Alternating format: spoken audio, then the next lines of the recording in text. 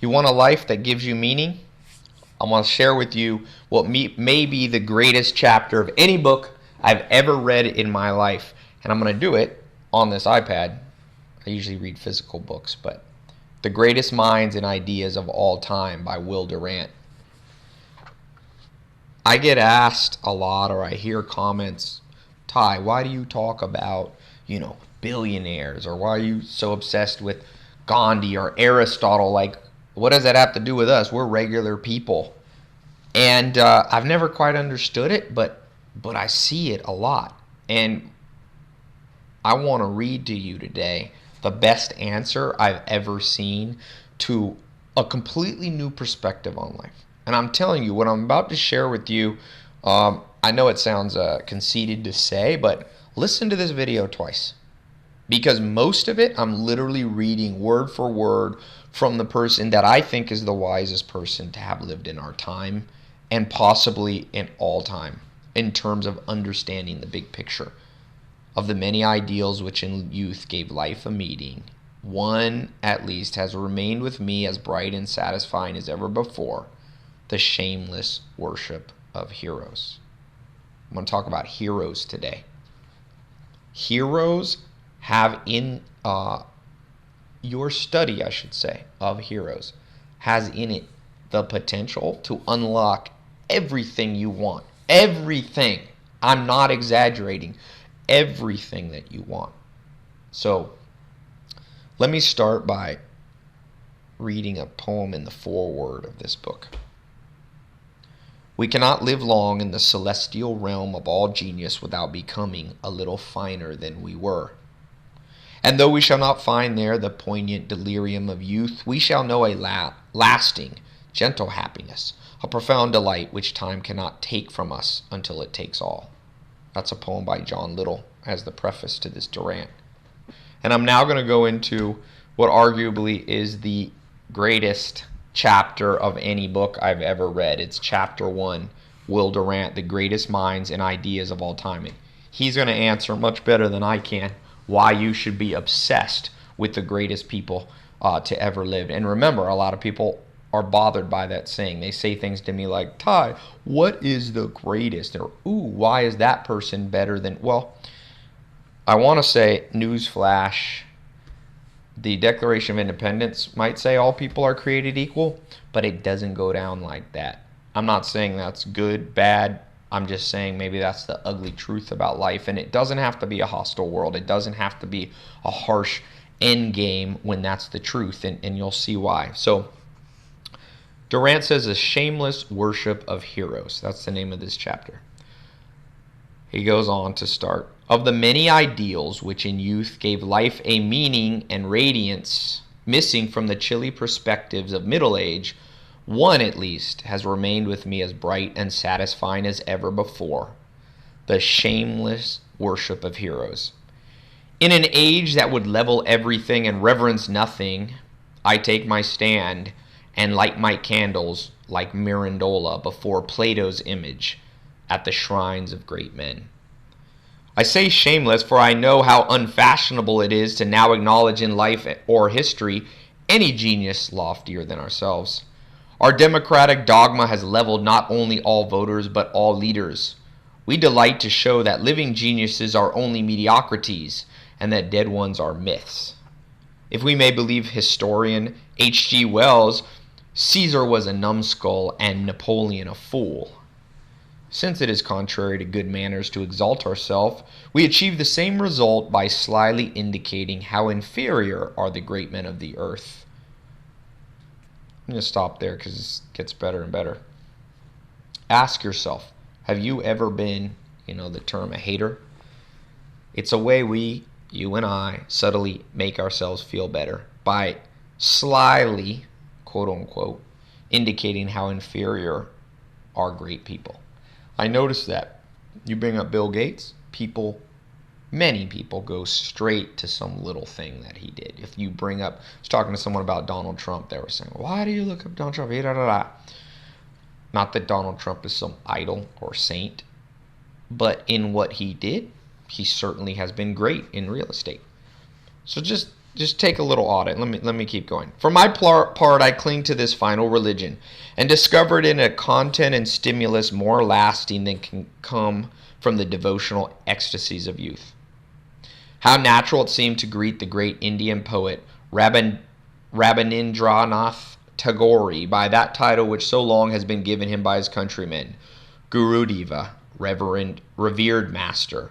For why should we stand reverent before waterfalls and mountain tops, or a summer moon on a quiet night, and not before the highest miracle of all, a man who is both great and good? So many of us are mere talents, clever children in the play of life, that when genius stands in our presence, we can only bow down before it as an act of God, a continuance of creation. Such men are the very lifeblood of history, to which politics and industry are but frame and bones.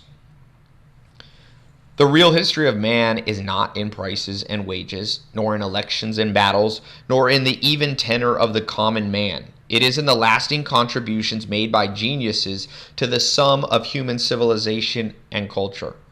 The history of France is not, if one may say it with all courtesy, the history of the French people. The history of those nameless men and women who tilled the soil, cobbled the shoes, cut the cloth, and peddled the goods. For these things have been done everywhere and always. The history of France is the record of her exceptional men and women. Her inventors, scientists, statesmen, poets, artists, musicians, philosophers, and saints, and of the additions which they made to the technology and wisdom, the artistry and decency of their people and mankind. And so with every country, so with the world. Its history is properly the history of its great men. What are the rest of us but willing brick and mortar in their hands, that they may make a race a little finer than ourselves?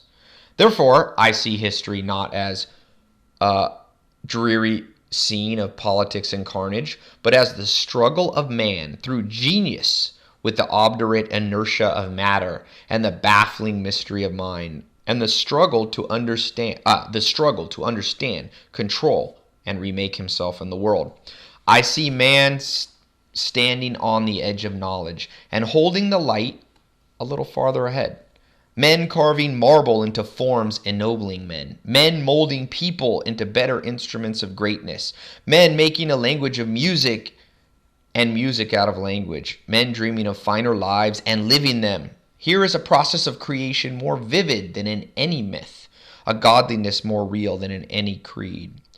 To contemplate such men, to insinuate ourselves through study into some modest discipleship to them, to watch them at their work and warm ourselves at the fire that consumes them. This is to recapture some of the thrill that youth gave us when we thought at the altar or in the confessional that we were touching or hearing God. In that dreamy youth, we believed that life was evil and that only death could usher us into paradise. We were wrong. Even now, while we live, we may enter it. Every great book, every work of revealing art, every record of a devoted life is a call and an open sesame to the Elysian fields. Too soon we extinguish the flame of our hope and our reverence. Let us change the icons and light the candles again. Like I said, this may be the greatest chapter for you if you're at all interested in self-improvement. Let me just go back to this ending line. Too soon we extinguish the flame of our hope. What he was saying is that you can have the good life now. Too soon we extinguish that flame. You know, when you're a little kid, you have all the hope in the world.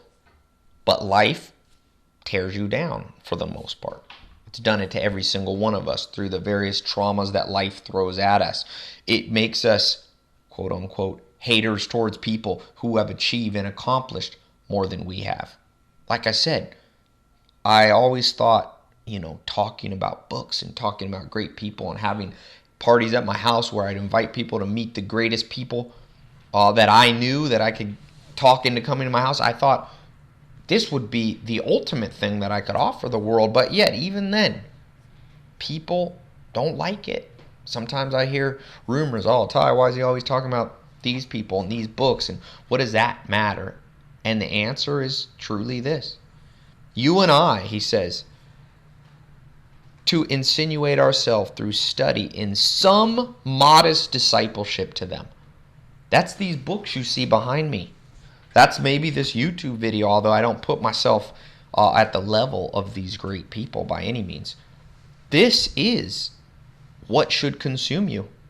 This will, he says, recapture the thrill that youth gave you. This will give you back the dreams that you have.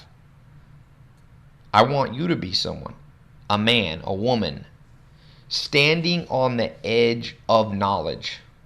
That's what this is all about that I talk about. Are you right now, today, standing at the edge of knowledge? Are you holding the light a little further ahead? Are you carving marble into forms, ennobling other people? Are you molding people into better instruments of greatness? He says this is a process of creation, more vivid than in any myth, a godliness more real than in any creed. So, the takeaway for you today, there's three things. I want you to become shameless.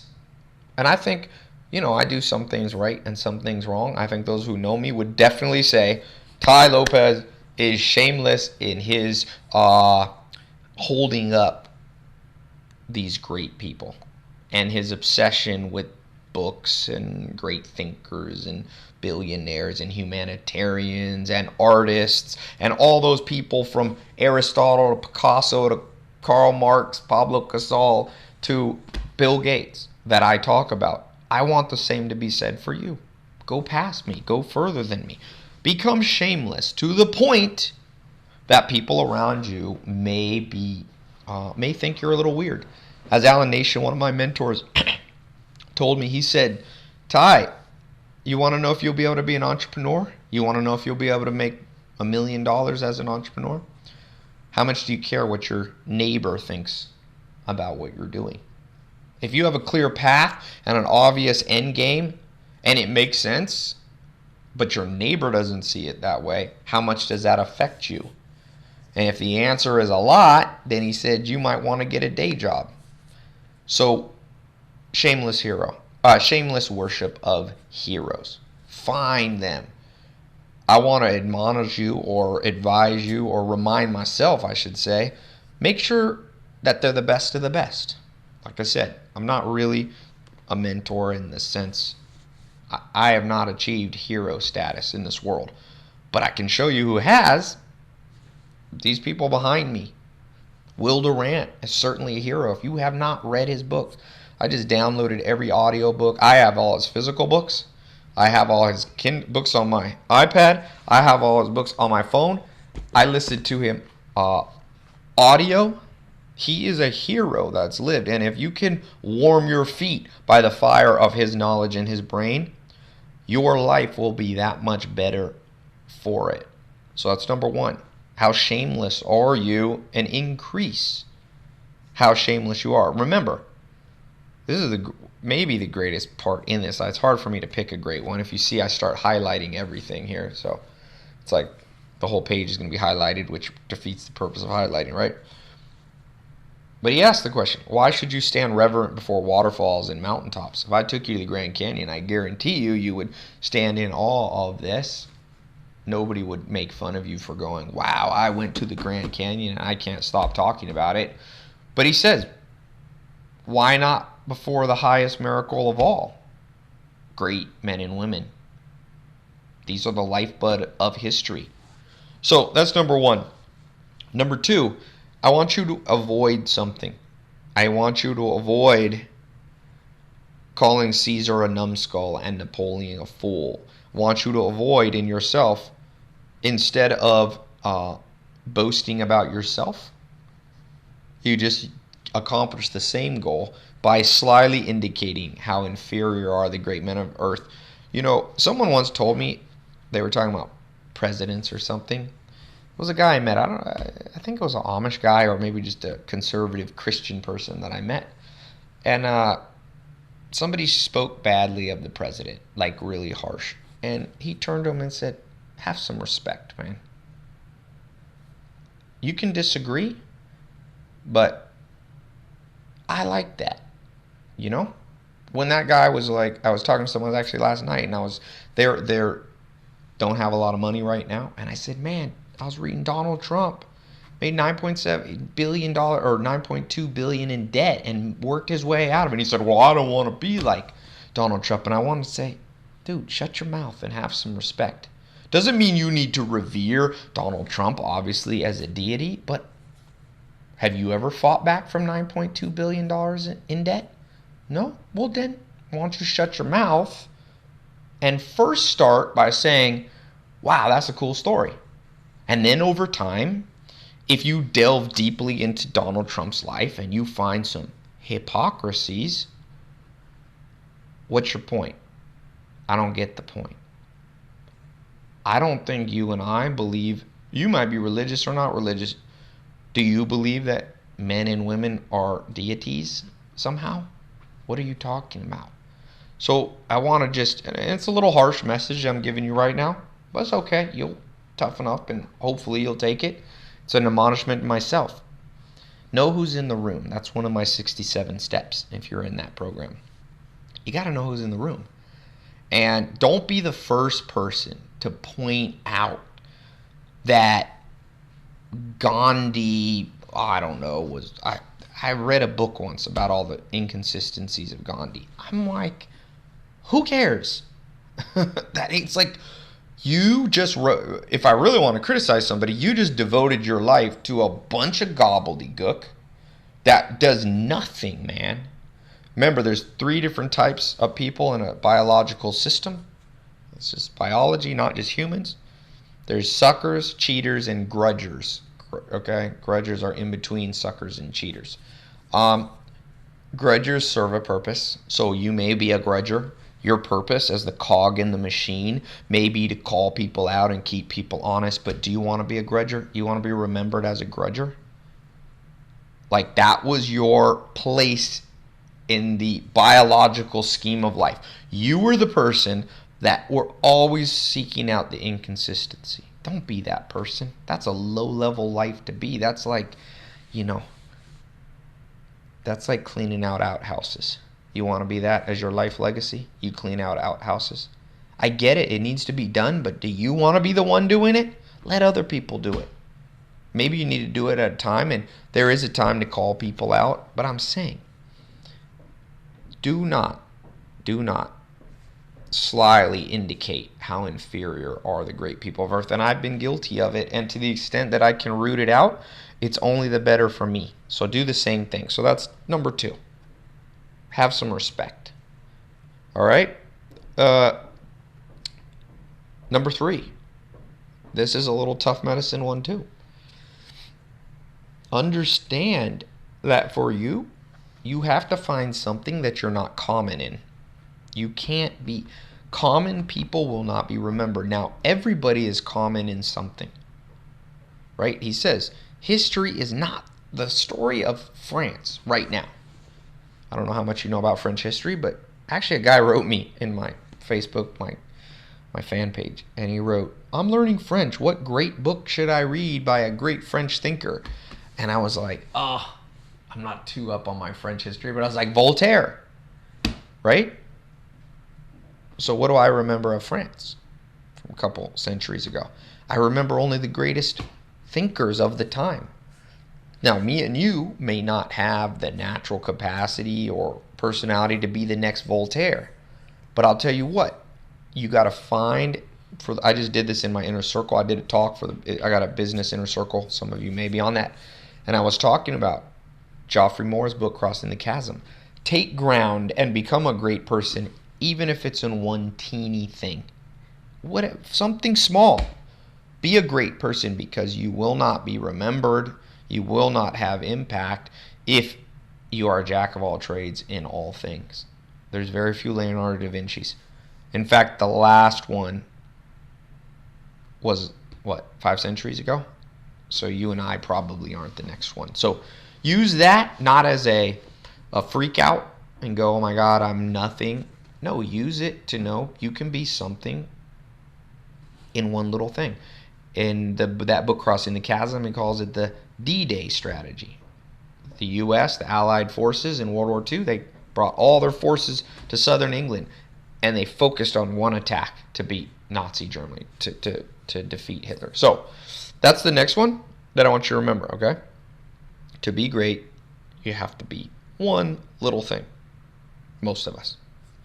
One little thing. Or it can be big. Maybe some of you listening have bigger goals.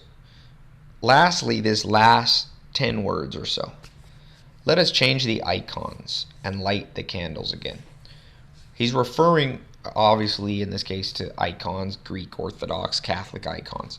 The things that you worship. So I always say my grandma's an interesting person. 96, she's born in 1918. She's interesting because when she was young, the icons were completely different. The quote-unquote idols of the time, okay? Who's the idols of our time? Well, I can tell you. The number one show on TV was American Idol. Interesting word. When I talk about the idols, American Idol. Which, to me, of all the TV shows, seems to be, at least it's people with talent. The second is the Kardashians. Those are the icons of our time. I have mixed feelings. I'm not, like I said, I don't like to be a hater. They obviously did something to get to the top. But I was somewhere and there was TV on, and man, it was like a Big Brother show or something, and I was thinking, I just saw it. It was almost like every once in a while, and you probably have experienced this, you have like these enlightenment moments where your brain just goes like zip, and you're like so far ahead of the rest of the people in the room. I'm sure you've had that. I don't have that all the time, but I had one where I was like, these shows are creating automaton robotic people that are basically morons. So let's change those icons. When my grandma was young, she grew up hearing of Brahms, Schiller, Picasso was alive, Hemingway. Not sure he was quite alive, but by the time my grandma was starting off in life, in late 20s, this is who she looked up to. My grandma's father, her grandfather, was the donor or gave money to Brahms. Like my grandma's family would talk to my grandma about Brahms. And if you know music, the 3 Bs they call it: Bach, Beethoven, and Brahms. So my grandma grew up with this different set of icons. You and I, we grew up whenever you were born. If you were born in the last 50 or 60 years in the world of mass media, telling you mass media was completely commercially driven. By the way, little side note, did not realize this until I read the book Fast Food Nation, maybe? You know why roads got it created in America versus mass transportation? Ford and the big car companies pressured the government through lobby and donations to build a huge highway across. Now, I'm not saying it's good or bad. I'm just saying beware of perverse incentives. So we have become a car-driven society. Some good, some bad on that, because of these underlying forces. Media, which is controlled, I don't care if you tell me you don't watch TV. BS. I can go in any room and start humming a few songs, and you'll recognize the tune, unless you've literally lived at the Amish. So if you're Amish and you're watching this, maybe you're the exception. Probably not many of you. So I'm asking you, lastly, as I end this, you and I together, let's change our icons. I was even thinking about this. Man, it's like, Tai, who are your icons? Sometimes when I read Will Durant, and by the way, those of you who know, if you're not reading Will Durant, you are missing out on tremendous opportunities to live a good life in your own life. And when I read Will Durant, he talks about people, and I'm a fairly well-read guy, right? Pretty well-read. That's my thing. I read. I don't know half the people he's talking about in history. I'm like, the icons are wrong, Tai. I definitely can tell you everybody who plays on the Los Angeles Lakers basketball.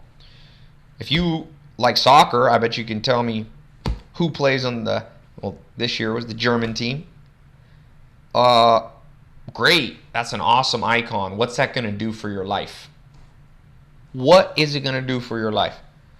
Now, I'm all for sports and relaxing and fun, and there's a value, but I'm saying on the teeter-totter of your life, everybody knows the German guy who kicked the last goal here. But if I bring up Wittgenstein and I say, tell me about Wittgenstein, people are like, what is Wittgenstein? Is that a German coffee brand? I don't know. People don't know. So I'm going to ask you, change the icons continually.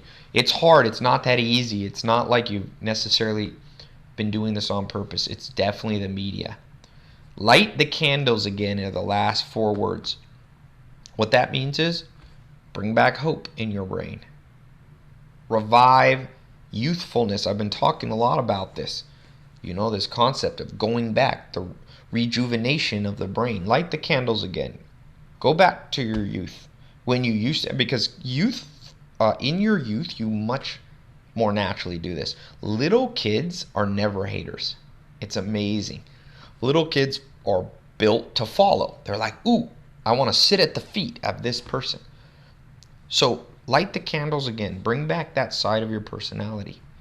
Be mentored by somebody. Mentor someone else.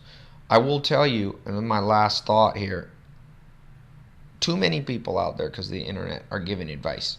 And this may be hypocritical for me to say, because here I am. That was a piece of advice, and who am I, and what's my qualifications?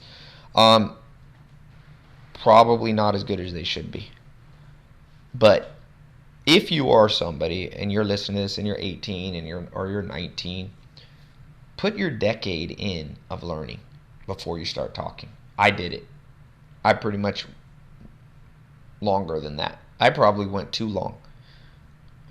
Sometimes people are like, oh, if I Google you, how do I find everything about you? And some of what I do, I've been private about.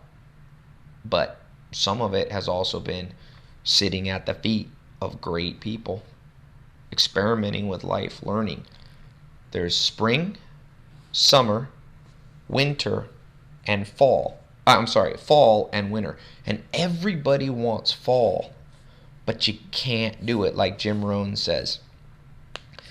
How does he put it?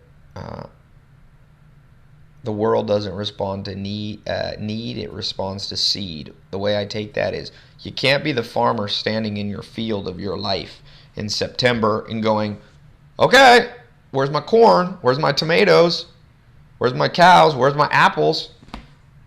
And I'm like, well, did you plant any seeds in spring? No, I don't do planting seeds. That's too slow. That's not my thing. Well, then your thing is being hungry, my friend. Put in the years. That's the spring. And even the winter that precedes the spring. When I was on the farm with Joel Salatin, man, he used to sit there and all winter was reading, planning, writing, thinking. He would literally sit there sharpening the chainsaw while we were talking in the basement while the snow fell. So maybe you're in a winter of your life. Okay. Then get down in the basement. Let it be dark all around you. Learn to embrace the darkness and see the end game from the darkness. It's okay for it to be dark as long as there's an end game. Now, if you're sitting there and there's no potential end game to come into the spring, summer, and fall, you are in trouble. You better switch rooms you're sitting in. But some of it is natural, cyclical nature of your life. And then when you get in the spring, don't be trying to make money. Don't be trying to teach other people when you're in the spring. It's the spring. That's when you plant. And even in the summer, this is the cultivation. This is what they call the 10 dark years. Like I said, Bill Gates says everybody forgets that from age 20 to age 30, 10 years straight, I never took a day off, not even one. Everybody wants the fall, because the fall of Bill Gates' life was at 31 when he was a billionaire. But he started at 12. That was the spring. From 12 to, let's say, 19 or 20, that was the spring. He was planting seeds. He was at a high school where there was computers. He was experimenting and hacking, if you read his story. And then at 20, he went into the summer of his life. The summer is when you water, when you cultivate out the weeds. That's when he went 10 years in an office building, hardly leaving to even take a shower. Then he went into the fall. How many years did you put in the spring? And remember, if you're older and you're listening to this, I run into this often, you might be 60 years old, so you're like, Tai, I'm automatically in the fall. BS.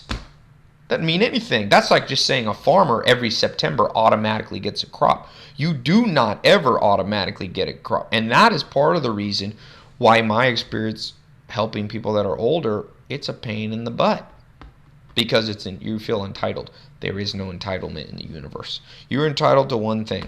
You will move through time, and that's about it. People say the only things that whatever that never fail are death and taxes. That's kind of a dumb way to think about it. Obviously, death, but better way is the only thing guaranteed to you is you will move through time. That's it. As far as if you saw that movie Lucy, the Luc Besson movie with what's her name in it, Scarlett Johansson. Morgan Freeman says the best line in the movie. He says, as far as he's playing this doctor, this scientist, he says, as far as I can tell, we're just cells and we're moving through time. That's it, man. You're moving through time. So the circle goes around and around. You may have missed the fall.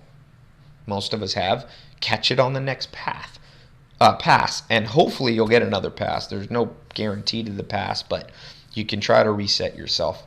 So anyway, pick up the book, The Greatest Minds and Ideas of All Time, Will Durant. I'm going to write about this on my site. Make sure you're on my book of the day. It's free newsletter. Reaches 1.4 million people in 40 countries. You can join on tailopez.com. Here's my question to you that I'd like you to answer here, and put a comment here, or you can tweet out to me. I respond to that pretty well. What icons need to be changed in your life in terms of who you look up to? How much more shameless do you need to be in your interest and adulation for genius and those men and women who have changed the world in the past and are changing the world now? All right, leave that as a comment, and I will talk to you on the next Book of the Day talk. Thanks.